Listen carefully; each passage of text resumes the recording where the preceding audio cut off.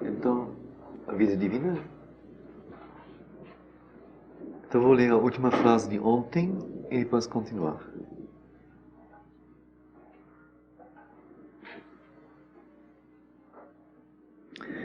Vou começar um pouco mais, recuar um pouco mais, para fazer uma entrada mais suave, senão fica muito forte de repente. É dito que o animal é um laboratório vivente em que a natureza elaborou o homem. O próprio homem pode muito bem ser um laboratório pensante e vivente em que e com a consciente cooperação do qual ela quer elaborar o super-homem, o Deus. Ou, não devemos dizer muito mais, manifestar a Deus? Então foi toda essa sequência, não? Você se lembra que a vida só pode surgir da matéria porque já está na matéria envolvida.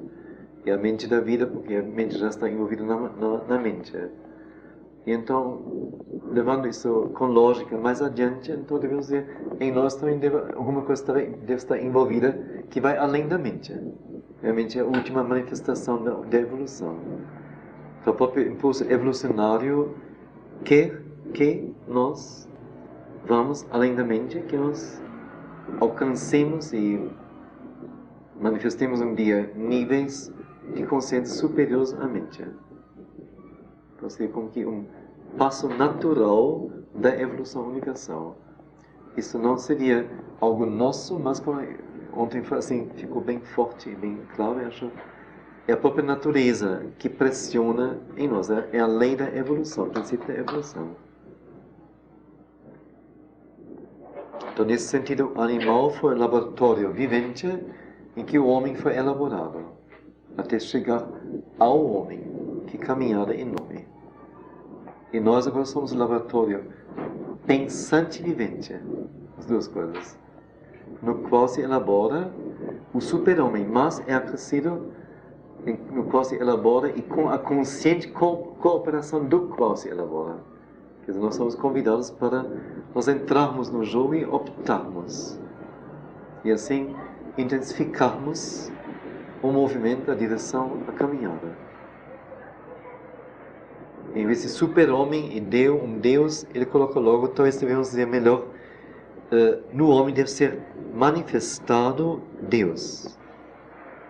Pois se a evolução é a progressiva manifestação pela natureza daquilo que dormiu ou trabalhou nela envolvido, ela é também a revelada realização daquilo que ela secretamente é. Isso é interessante. Pois se a evolução é a progressiva manifestação pela natureza daquilo que dormiu ou trabalhou nela. Quer dizer, a vida dormiu na matéria, ou trabalhou na matéria. Então, um dia chega que a vida se manifesta. A mente está na vida, está trabalhando, produzindo tal cérebro, tal sistema nervoso, tais funções, tal sensibilidade, tais sentidos, até chegar a precisar uma coordenação complexa que só um cérebro de mais massa pode fazer. Surge a mente. Então é todo um processo. Quer dizer, a evolução manifesta progressivamente aquilo que dormiu ou trabalhou na natureza. A evolução pressiona para que isso não fique dormindo, mas se revele. Mas ao mesmo tempo, diz ele, a natureza é também a revelada realização daquilo que ela secretamente é. O que seria a natureza secretamente?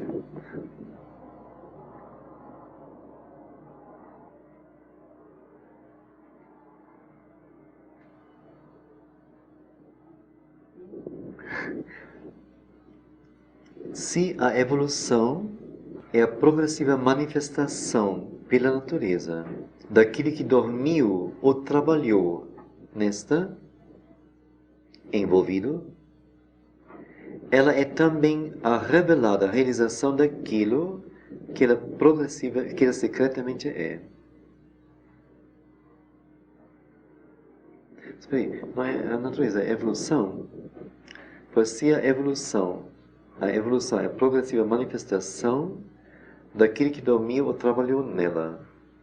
Ela se manifesta, ela realiza sua manifestação através da natureza. Ela é também, a evolução é de um lado a progressiva manifestação, do outro lado ela é também a revelada realização daquilo que ela secretamente é. Quer dizer, a natureza então aqui é só como que o instrumento, o campo, o meio através do qual a própria evolução se efetua, se expressa, se manifesta, se realiza. Então a minha pergunta foi falha.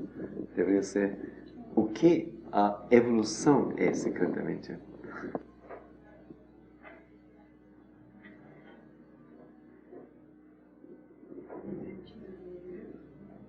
O sentido do universo? É, vamos dizer, um princípio básico do universo, uma lei, pode-se dizer, do universo, sim. Mas aquela vida secreta que já tem na semente, algo assim, Vida secreta na semente? Como? a semente que você ainda não plantou. Você tem um grão, você ainda não plantou, a vida está ali. Sim. Tudo aquilo que ela pode produzir, talvez até de uma espécie aprimorada já. Ela está aí guardada. Quando você planta, aí você vê eclodir. Está secreto guardado no grão. A gente não vê, não sabe, mas a gente sabe que está em potencialidade. Mas isso seria mais... Essa evolução está aí assim. Essa evolução está aí assim. Semente após semente, quer dizer, criatura após criatura, vida após vida. Ela está aí contida nisso. A evolução está aí. Naquilo que sobrou, naquilo que ficou gravado, volta, continua dali. Quer dizer, é uma coisa assim, guardada assim. Mas isso... Quando você não planta semente, você não sabe na realidade o que tem ali. Com alguma experiência você sabe, sim. Da semente não brotará um homem, não, com certeza. De qual semente? Mas não estamos falando especificamente essa ou aquela semente. Sim. Mas teria mais respeito ao que foi lido antes, não? Que a vida está na matéria, a mente na vida, quer dizer, um plano desenvolve de dentro, evolui de dentro do outro. Mas eu estou perguntando agora o que é a evolução que se manifesta progressivamente, o que é ela secretamente? Realmente, a evolução de uma época. Caminho que é para a evolução, é o caminho Que ela vamos dizer, ela finalmente mas vamos dizer, é ela que dá o caminho à natureza, pode-se dizer, não é? Quer dizer, ela, parece que ela é superior à natureza, não é?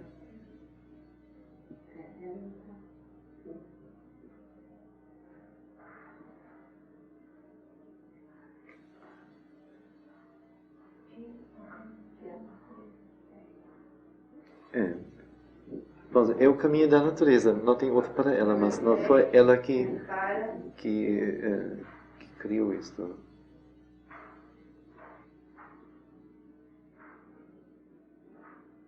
a evolução é uma procura, né? Não sei se ela acho que não. Ela se manifesta com procura, ou parte de seu método é procurar. Mas, na verdade, ela já sabe o que deve ser. Então, nesse sentido, ela adapta a sua busca, vamos dizer, às condições da natureza, que não tem consciência das coisas. Então, nesse sentido, parece ser um procurar, até um tatear. Dentro da própria história está registrado quando aconteceram as evoluções. Eclodiu em vários lugares ao mesmo tempo. A impressão que a gente tem é que aquela semente brotou. E aquilo foi um projeto de evolução por uma época. Ela iria acontecer, porque ela não aconteceu num lugar só. Ela aconteceu em vários países ao mesmo tempo. Sim, nós estamos com outra... A questão é outra, no momento. Sim, a questão é outra, mas talvez o princípio seja o mesmo para a coisa acontecer evolutivamente. Eu digo, a nossa colocação agora é outra, não é aí, ou seja, desviar demais.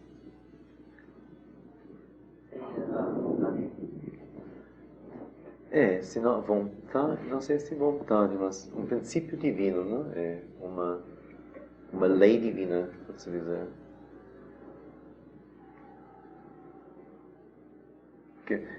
Porque qualquer que seja a noção que se tenha de Deus, do divino, o que for, uma coisa parece assim óbvia, ele não é algo, isto não pode ser algo morto, algo estático, algo estagnado, algo fechado, algo acabado, algo que eternamente, uniformemente é a mesma coisa, monotonamente é a mesma coisa. Isso parece, não sei, impensável realmente, inadmissível mesmo. Mas que ele deve ser o mais progressivo, o mais evoluível, o mais totalmente dinâmico possível. Quer dizer, é o princípio da própria natureza, a essência da própria natureza do divino.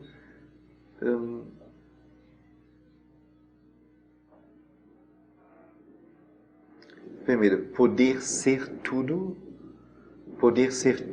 originalmente em sua maior perfeição, e poder ser ao mesmo tempo abnegar a si totalmente e ser cada coisa em sua maior imperfeição, maior estado de pobreza ou de aniquilação ou de anulação ao mesmo tempo. Nada para ele deve ser impossível, senão ele não seria o divino. Então, o movimento, vamos dizer, da imperfeição, ou da precariedade, ou do aparente nada, para o todo, e para a plenitude, e para a perfeição, e para uma última forma, ou para o além da forma, é algo que está tudo nele, que corresponde a ele. Então é um princípio que é simplesmente é divino mesmo. É divino. Por isso também tudo está em movimento e tudo está sempre obedecendo esta enorme lei da evolução. Mesmo que decai e morre ou é destruído, é justamente este movimento que precisa do espaço para ir adiante, que não mais acompanha, não presta, então tem que ser quebrado, tem que ser colocado de lado, tem que ser dissolvido para que os elementos possam ser usados outra vez para este eterno progresso. A mãe fala muito sobre isto, não? Quando ela fala sobre a morte, no sentido de interiormente, nós somos incessantemente, mas a cada fração de momento, outro, e sempre em movimento, não repetitivo, mas novo, brotando, a cada momento, eclodindo o que for. Mas fisicamente, e mentalmente, e vitalmente, somos muito pesados, e muito pequenos, e muito duros, e muito estáticos. Então há um conflito cada vez maior entre o que interiormente somos e como crescemos, avançamos, não sei se avança, mas como nosso processo interior se processa, e o exterior, a correspondência a isto. Há pouca correspondência. E isto um dia é insuportável, que crescer em nós não encontra mais resposta à correspondência em que somos exteriormente. E então, a forma tem que ser quebrada, para que o que se formou interiormente possa, novamente, numa outra forma, aproveitar o natural crescimento da juventude e os primeiros passos que se dá na vida para apenas chegar um pouco mais adiante. Então, se nós conseguíssemos que nosso corpo e nossa mente, nossa vida, nossa atividade fossem mais rápidos, mais flexíveis, mais plásticos, mais junto ao que somos interiormente, então um dia não haveria mais necessidade da morte mesmo.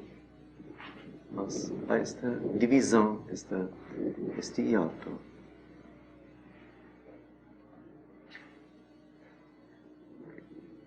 Então isso é tão terrivelmente inovador, tão terrivelmente verdadeiro, Então, tudo que se fala sobre velhice, sobre a experiência da pessoa, e já passou por tanto, então pode agora opinar mesmo, e fica tranquila. E toda a montagem de vida que fizemos, assim, não vale nada. Não vale nada. Não vale nada. Porque é uma outra coisa, outra questão.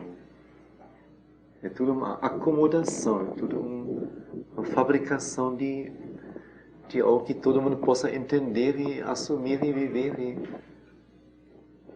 mas sem ir fundo, sem ir na base da coisa.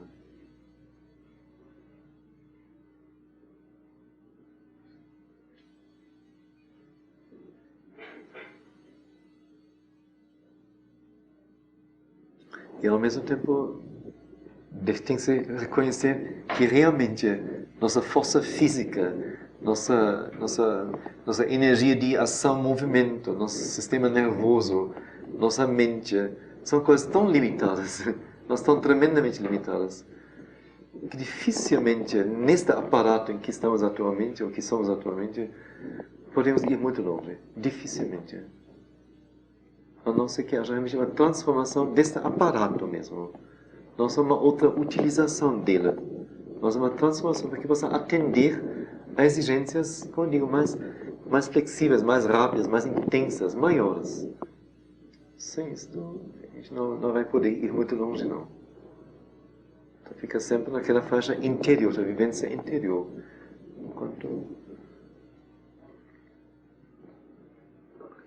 Por isso parece que o nosso trabalho do corpo é importante. No mínimo, assim, como hoje, ficou tão claro, não? Primeiro, assim, todo mundo ficou assim meio sufocado, meio assim entupido, não? Com essa primeira música da voz do outro lado, não? Assim, o corpo não querendo nada, ficou meio pesado. E depois, quando a gente reexperimentou, o corpo conseguiu, não digo corresponder perfeitamente, mas ele sentiu a coisa, ele se colocou e seguiu. E seguiu, eu senti isso em algumas pessoas com alegria mesmo. Então, são trabalhos que são importantes nesse sentido, evolutivo mesmo. Não vai ser através da dança que se vai chegar lá, óbvio. Mas, nesse sentido, é um meio. É uma possibilidade de avançar, de mais integralmente avançar. Não só na cabeça, ou não só na vida prática. Mas totalmente.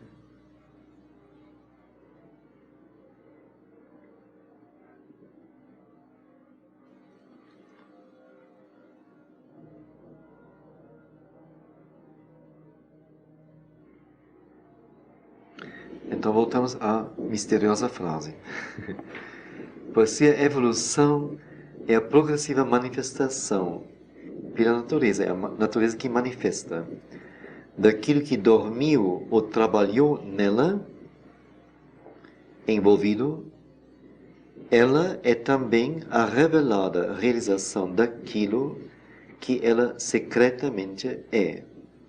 Então, se secretamente a evolução é um princípio divino, uma qualidade divina, não sei como dizer, um movimento essencial divino.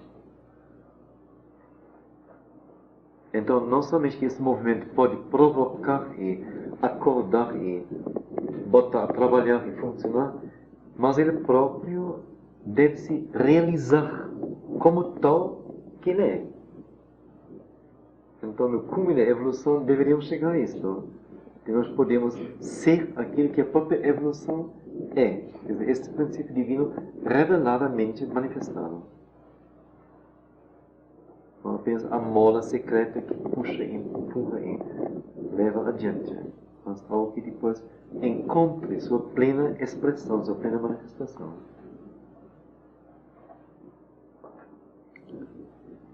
Nós não podemos, então, pedir que ela estacione num dado estágio em sua evolução. Nem temos o direito de condenar com o fanático religioso como perverso e presunçoso, ou como racionalista, como uma doença ou alucinação, qualquer intento que ela possa demonstrar o esforço que ela possa fazer para ir além. Então, a primeira coisa, tranquila, tudo bem. Nós não podemos e não vamos mesmo pedir que ele estacione a evolução num dado estágio. Ou, eu não sei, se é a natureza e a evolução. É a mesma coisa, afinal. Agora, o segundo, não?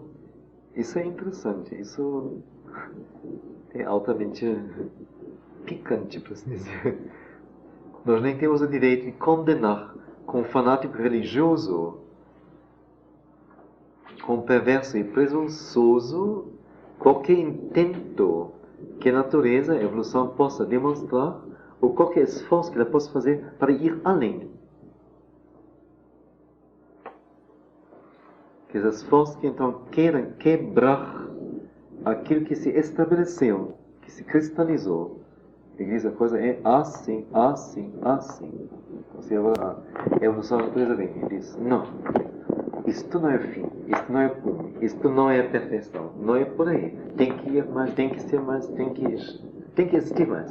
Vamos além, não vamos parar aqui não. Então, para quem confessa então esta religião, é perverso por isso, é contra o próprio aquilo que é confessado. Ou o racionalista diria então, bom, olha, este homem é doente, francamente. Tem alguma coisa na cuca que não está mais certo, não dá certo. Ele tem alucinações. Ele vê algo assim, impossível de existir. Tudo prova que não pode existir. Então, ele diz, tudo bem. Então, que eu tenha alucinações. Que eu seja doente mentalmente, nos olhos dos outros. Que eu seja presunçoso querendo ir além de Cristo, da religião cristã. Seja presunçoso ou seja perverso em dizer a salvação não chegou ainda. Então, que seja. Não se vou a mim. Vou procurar. E aí tem os limites, justamente. Não? Tem assim, coisas estabelecidas em cada um onde ele recua. E respeita.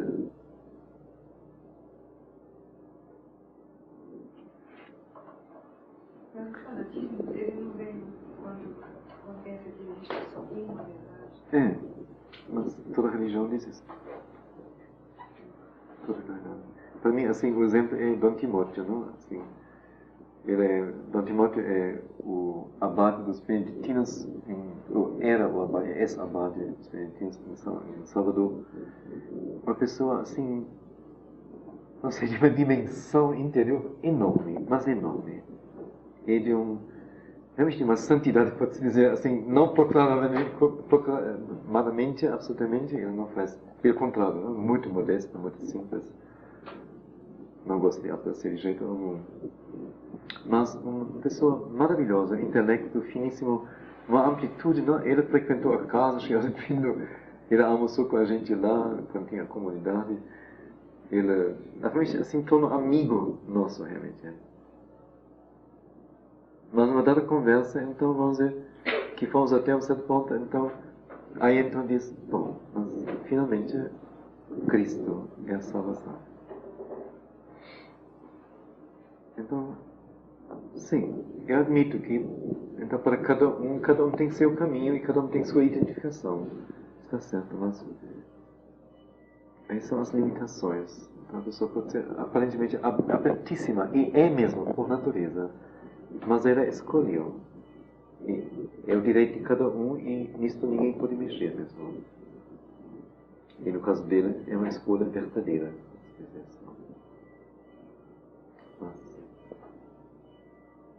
Sheldon Bino diz, não? Ele diz, neste momento da história, o que é importante é voltar-se para esta busca espiritual, esta busca interior, e para que este elemento desperte nas pessoas e seja vivo, e seja vivido. O que cada um confessa, não se importa. Não se importa com isso. Deixa cada um seguir sua inclinação natural, ou aquilo que o país ofereceu, a família oferece, o que for. não tem importância. Nesse momento não tem. Não tem. Mas é o momento da conclusão de colocar a última coisa em ordem, o último elementinho. Mas é o momento de começar a construir. Então, não se importe muito. Mas contanto que esse elemento da busca, do ansiar pelo verdadeiro esteja presente. Isso é o mais importante. O resto da forma, isso vai levar séculos, milênios, muito tempo.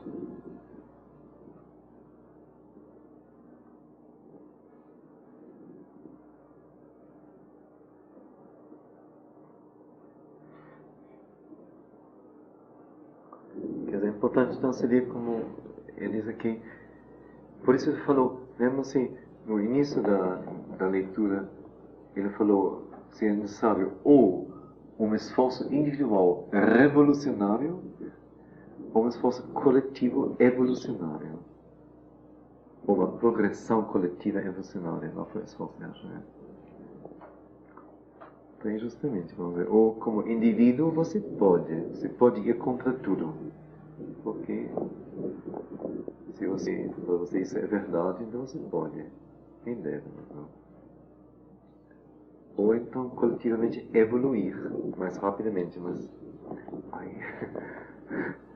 as perspectivas não são muito promissoras realmente. No meio para nós que vivemos atualmente em nossa vida, a massa não vai evoluir muito além, não. Então nós temos que a gente quer ir, então tem que ser por conta própria. Ok. Não tem escolha, não.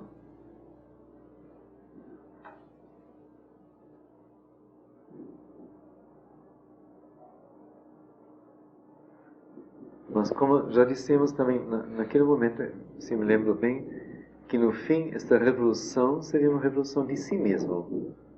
Que a batalha seria consigo mesmo, com tudo que em nós se cristalizou, endureceu, se formou sob esta influência. Somos criança da época, somos filho de todo um século, de toda uma longa caminhada tanto da natureza quanto da humanidade. Então tudo isso se culminou em cada um de nós. Então isso tem que ser desfeito, aberto, destruído, transformado.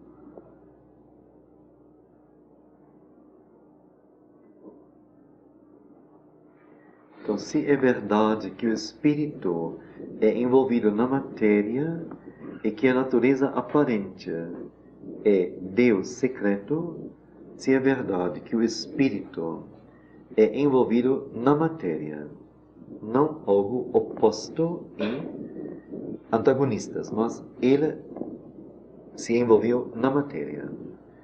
E que então a natureza aparente que a partir da matéria está se construindo evolutivamente, que então a natureza aparente é espírito secretamente, Deus secreto, então a manifestação do divino nele mesmo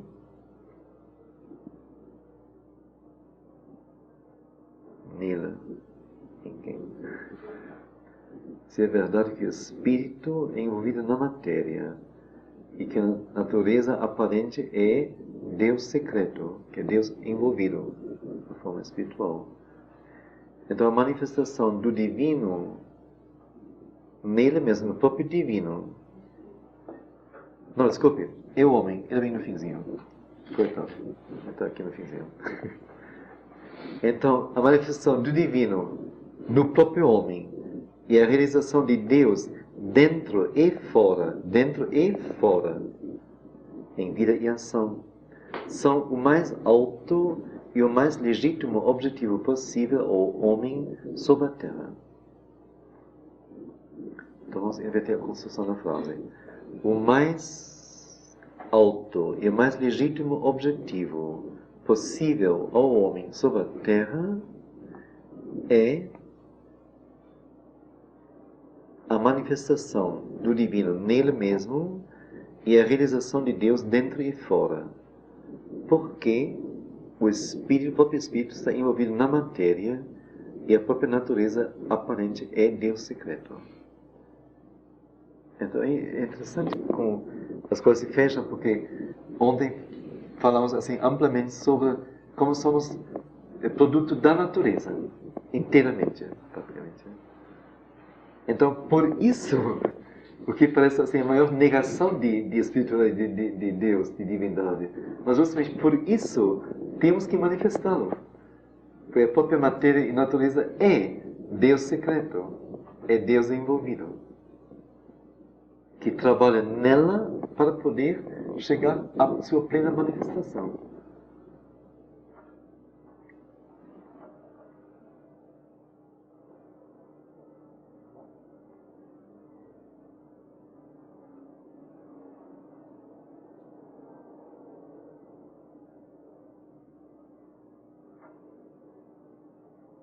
Nós chegamos até o fim. Assim, o eterno paradoxo é a eterna verdade de uma vida divina em um corpo animal, de uma aspiração ou realidade imortal habitando uma residência mortal, de uma consciência una e universal fazendo-se presente em mentes limitadas e egos divididos, um ser transcendente, indefinível, sem tempo e sem espaço, que ele só torna tempo, espaço e cosmos possíveis. E em todos estes, a verdade mais alta realizável pelo termo inferior. Então, isto tudo se justifica tanto perante a razão deliberada, não a razão trancada, a razão deliberada, quanto ao persistente instinto ou intuição da humanidade.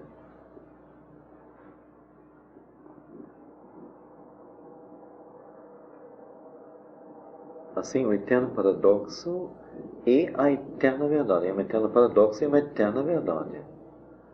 De uma vida divina em um corpo animal. De uma aspiração ou realidade imortal habitando uma residência mortal. De uma consciência una e universal fazendo-se presente em mentes limitadas e egos divididos. E, finalmente, um ser transcendente, indefinível, sem tempo e sem espaço, que, no entanto, ele só torna tempo e espaço e o cosmos possíveis. E em todos estes, a verdade mais alta, realizável pelo termo inferior, que é a vida divina num corpo animal, a verdade mais alta, realizável no termo inferior, aspiração, realidade imortal e residência mortal, e assim por diante. Então tudo isso se justifica tanto perante a razão deliberada, quanto ao persistente instinto ou intuição da humanidade. Às vezes, tentativas são feitas de acabar determinantemente com questionamentos que com muita frequência têm sido declarados insolucionáveis pelo pensamento lógico. E as tentativas, então, procuram convencer os homens a limitar suas atividades mentais aos problemas práticos e imediatos de sua existência material no universo. Todo mundo conhece isso. Mas tais evasões nunca são permanentes em seu efeito. A humanidade retorna delas com um mais veemente impulso de indagação ou uma fome mais violenta por solução imediata. Desta forma, quadro amplo, o misticismo tira vantagem e novas religiões surgem para substituir as velhas que foram destruídas ou despidas de significado por um ceticismo que ele próprio não conseguiu satisfazer, porque, não obstante seu trabalho ter sido indagação, não teve a suficiente vontade de indagar. Então, às vezes tentativas são feitas de acabar determinantemente com questionamentos, que com muita frequência têm sido declarados insolucionáveis pelo pensamento lógico. Então, como viver uma vida divina em um corpo animal é uma utopia. Ou como ser imortal se você morre aos 60 ou 70 anos. Ou como é possível um indivíduo limitado, com formação mental limitada, como todos nós temos, possuir uma consciência universal, ou una até, além do universo. Então, tudo isso é... O pensamento lógico não encontra solução. E então, por isso, dizer, olha, vamos fazer o que está em nossas mãos, vamos fazer uma vida racionalmente organizada, uma vida boa, uma vida em que todo mundo fica bem fisicamente, materialmente, e os bens distribuídos entre todo mundo, e todo mundo satisfeito, e todo mundo trabalha, e todo mundo seu lazer, e todo mundo os institutos que atendem ao lazer, e a televisão em casa, e a máquina de lavar, e um bom túmulo, e parto cesariano gratuito no hospital, enfermeira quando está doente, e remédios à vontade. Mas tais evasões nunca são permanentes em seu efeito. A humanidade retorna delas com mais veemente impulso de indagação. Quer dizer, como eu falei antes, não tem o instinto, o intuito da humanidade, não? Que está no homem, não tem jeito.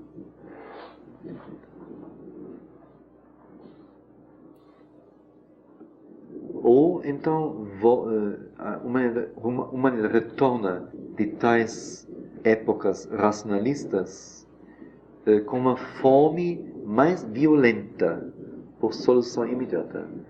Mais violenta ainda, com certeza, pensa em todas as revoluções que já houve, mesmo em termos de religião. Quanto se destruiu já? Quanta coisa se quebrou? Forças acumuladas durante séculos, ou toda uma época, agora explode, não é?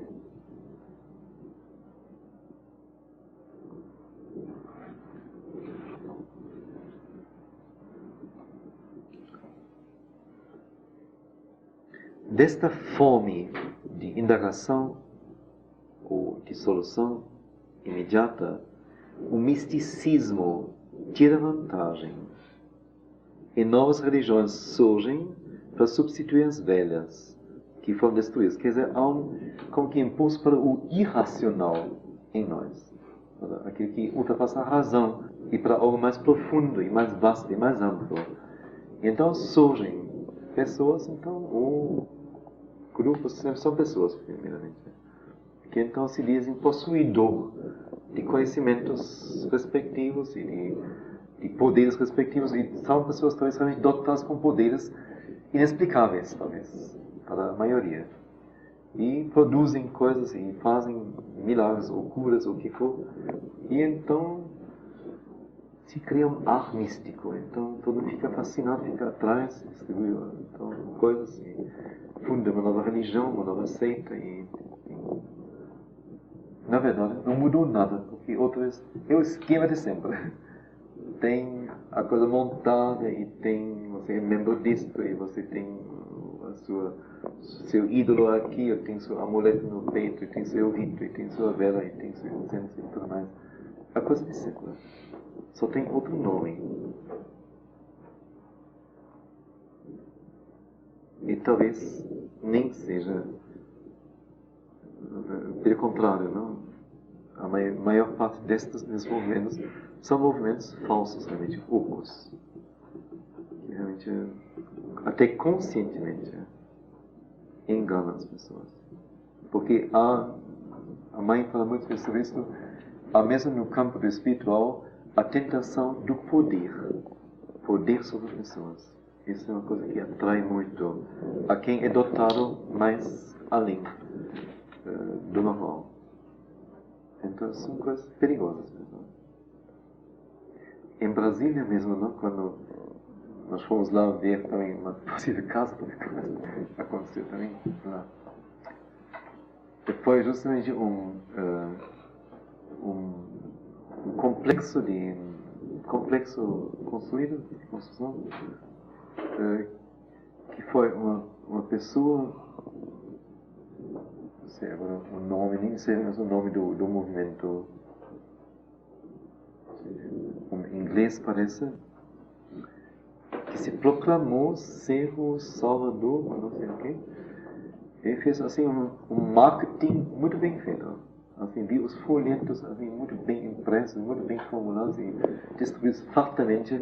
E o pessoal tinha que dar a ele 20% do salário, alguma coisa assim, que ele exigia para poder realizar a obra. Não sei se foi 20% ou 30%, assim, notável. O pessoal dava.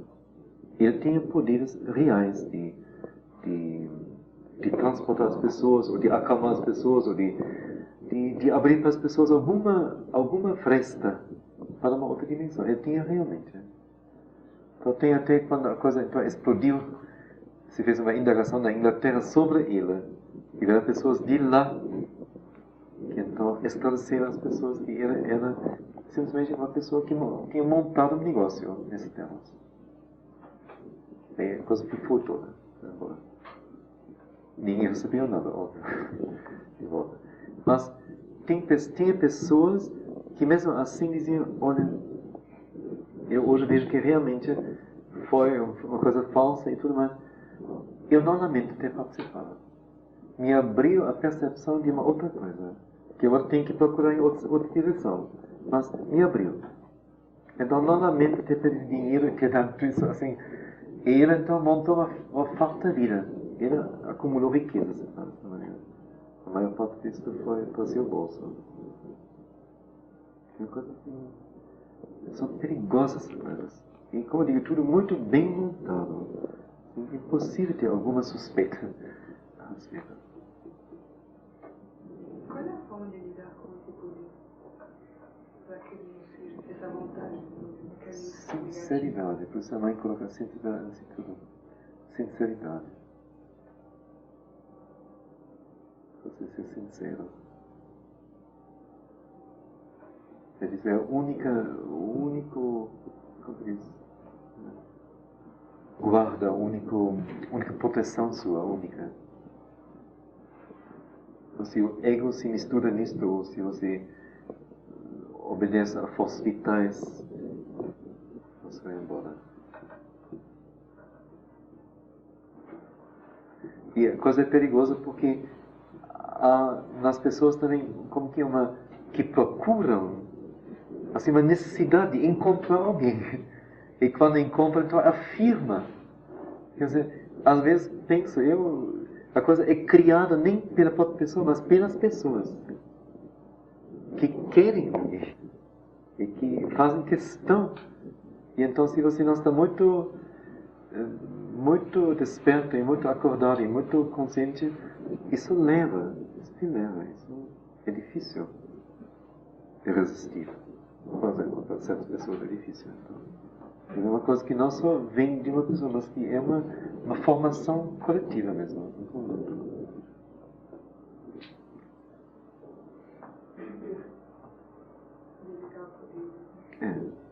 Exato.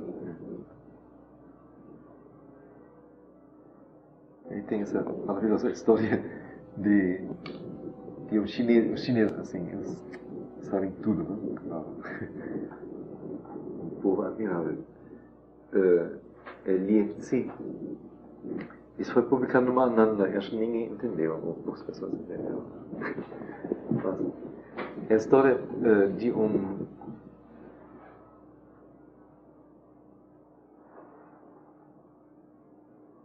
ele é um estudioso, simplesmente.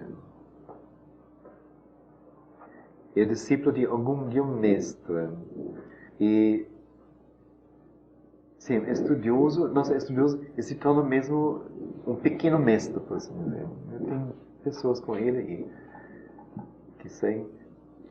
E ele fica assim ansiosamente vendo para não ficar famoso, para não não ter muita gente com ele. Ele acha perigoso isso. E um dia então ele resolve viajar para outro estado e num dado momento ele se encontra com seu mestre num albergue. E quando ele entra, então já assim, lá, vamos dizer, a própria vestimenta antigamente falava da posição da pessoa e tudo mais, ele é um doutor, não sei o quê. E então já veio o dono do albergue assim, pedindo às pessoas para fazerem lugar para ele e limpando assim uma mesa especialmente para ele e assim todo um trato muito especial, não? Ele ficou assim meio mexido por dentro. E o mestre, eu não sei se ele observou, acho que não. O mestre o chamou depois e eles tiveram uma entrevista, uma conversa, em que o mestre, assim, desmontou totalmente essa coisa para ele, mas totalmente. Tão totalmente que quando ele saiu, eu me lembrei da mãe, né, quando a chance está se desenvolvendo, ela chegou, num dado momento, a Sri Aurobindo, relatando sobre os acontecimentos, e assim, muito satisfeita, muito plena de tudo assim, que acontecia milagrosamente com as pessoas. E Sri Aurobindo olhou assim para ela e disse: oh, muito bem, você vai ficar famosa no mundo inteiro. Só que a gente não queria isto. A gente queria uma realidade supramental, que não tem nada a ver com isso.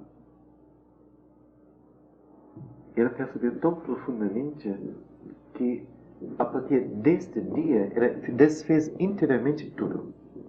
Qualquer coisa. E a partir desse mesmo dia, não houve mais nenhum acontecimento dos anteriores. Não. Ela me impressionou profundamente. Isso não está no livro, a seu serviço, nada poderia ser um sacrifício. Assim, semelhantemente, isso me deu assim a dica para a história chinesa. Ele saiu do quarto, se trancou no seu quarto, contemplou, meditou, se limpou inteiramente. Quando desceu, ninguém olhou para ele, não olhava para ele. Ele teve assim de se sentar numa mesa com todo mundo e assim, foi assim, como se nada, como se ninguém mais percebesse quem ele é. Assim, o trabalho interior dele. Mas vamos dizer, quem é que resiste a isso? E quem é que tem essa severa autoavaliação, esse severo cuidado consigo mesmo? Dificilmente. Tudo isso corrompe.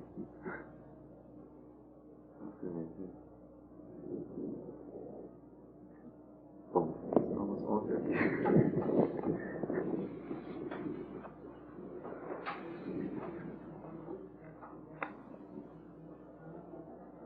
Sim, o misticismo, não?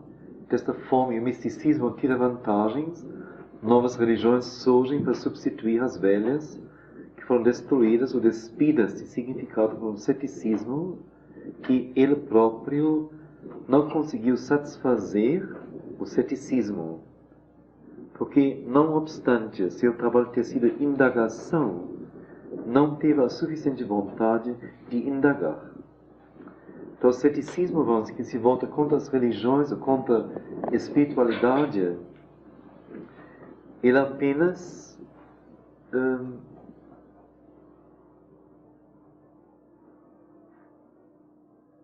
vamos dizer, a razão que é o instrumento principal do ceticismo, do cético, apenas vai até um certo ponto e para onde a indagação deveria continuar.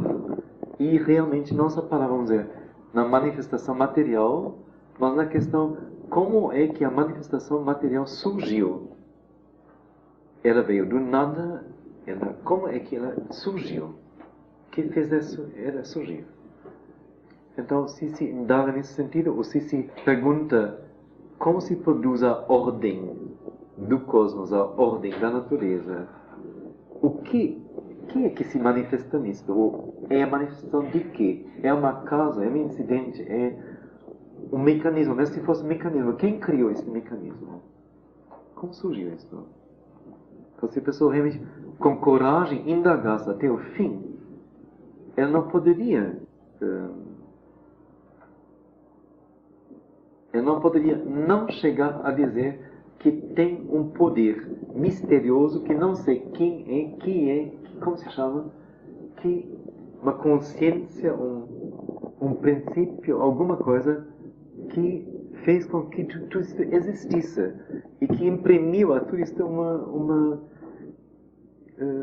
uma marca irrecusavelmente manifestada. A marca de ordem, de beleza, de relacionamento, de evolução, de progresso. Está tudo aí. Então, quem tivesse os olhos objetivamente abertos não poderia negar isso nunca. Não poderia não ver isso. Então, o ceticismo só como que descarta que é irracional, místico, mas não tem a coragem de agora mergulhar na coisa e ir até o fim com sua investigação. Mas apenas se satisfaz com destruir e desfazer a dúvida, o cético.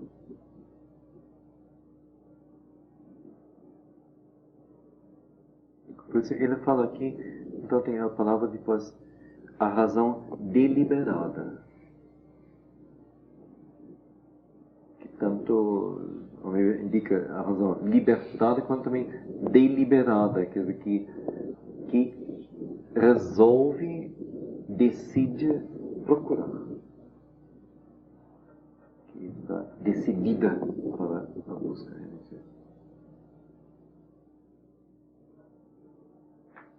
E não uma razão que, como que já delimita um campo X, que a coisa deve se situar, e agora apenas usa seus recursos para mostrar que todo o resto não é verdadeiro.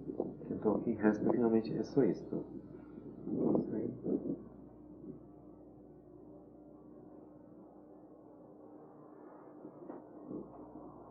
A tentativa de negar ou sufocar uma verdade, porque ela é ainda obscura em suas elaborações exteriores e frequentemente demais representada por uma superstição obscurantista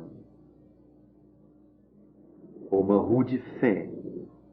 É ela mesma, essa tentativa de negar isto, ela mesma é uma espécie de obscurantismo que vela as coisas verdadeiras.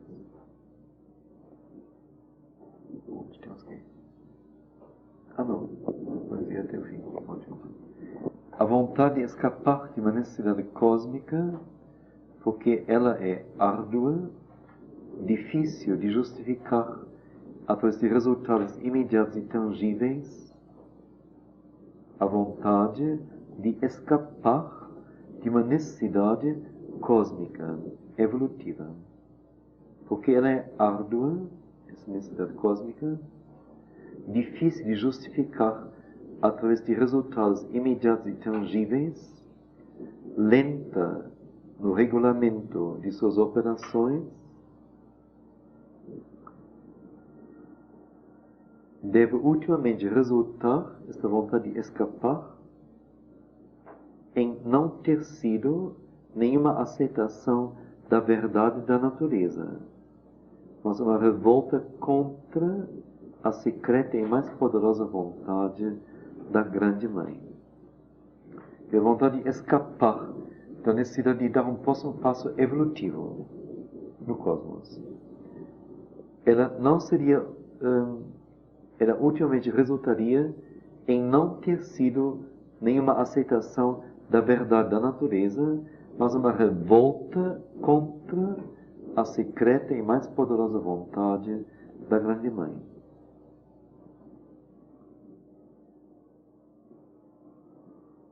A Grande Mãe seria... Como? É aquilo que está por detrás dela, não? Seria... A Grande Mãe seria somente a Shakti divina, diria o yoga indiano. Quer dizer, a energia da consciência criativa que cria o universo, não? Que intenciona, que colocou os princípios e zela pela realização. Então, como se a própria vontade de escapar desta necessidade cósmica de evolução fosse uma revolta contra o próprio princípio colocado neste universo.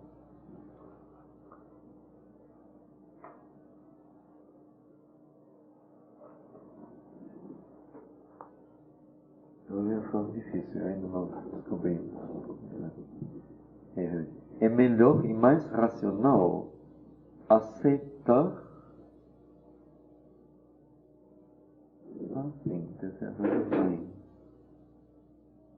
É melhor e mais racional aceitar o que ela, suponho que seja a Grande Mãe, não nos permitirá como espécie. É melhor e mais racional do que escapar para dentro do misticismo, para fora da realidade. É melhor e mais racional aceitar o que a Grande Mãe não nos permitirá como espécie.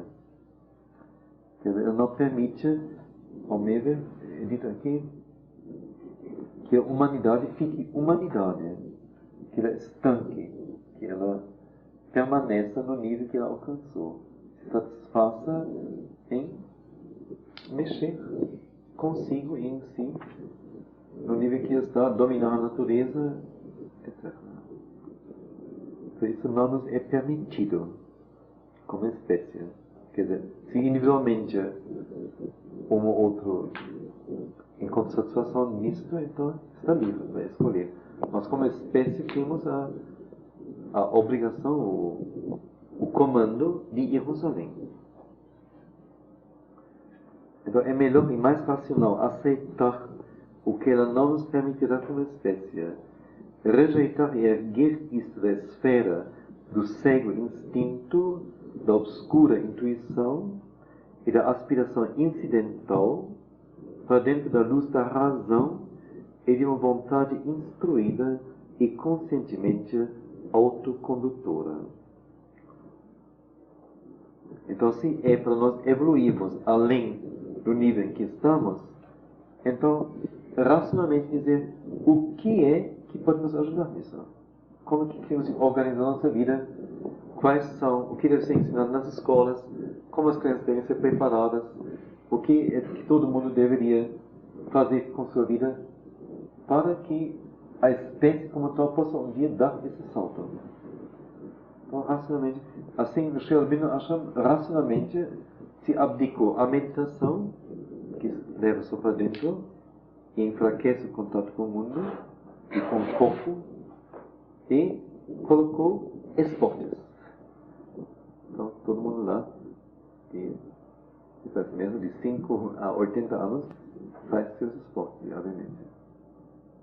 Para formar corpos, primeiro, corpos capazes de aguentarem fisicamente e nervosamente a enorme força espiritual, que normalmente ninguém aguenta. E também, esporte, interessante, isso, já ouvi falar sobre isso na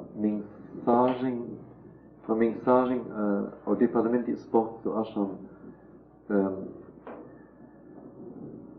que o esporte, se ele é bem feito e bem instruído, ele não teria só um resultado físico, mas é formação de caráter, formação de resistência, espírito competitivo no sentido bom. É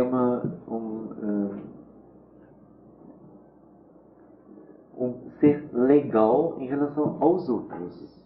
Quer dizer, uma camaradagem, um companheirismo melhor, um companheirismo que reconheça o valor do outro. Quer dizer, a competição é aberta, é verdadeira. Não é falsificada, não é nada se compra lá. E é um espírito também de como que dedicação, não de o bom esportista não pode viver de todo jeito, senão ele não consegue fazer o que tem que fazer.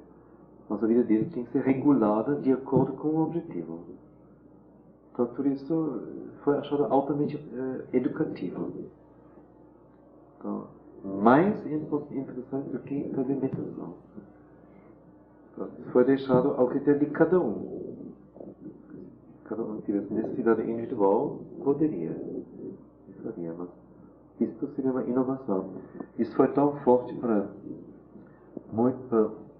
muita gente que procurava na linha antiga da espiritualidade, que tem muitas pessoas realmente buscadores mesmo, que deixaram o ashram por causa disso.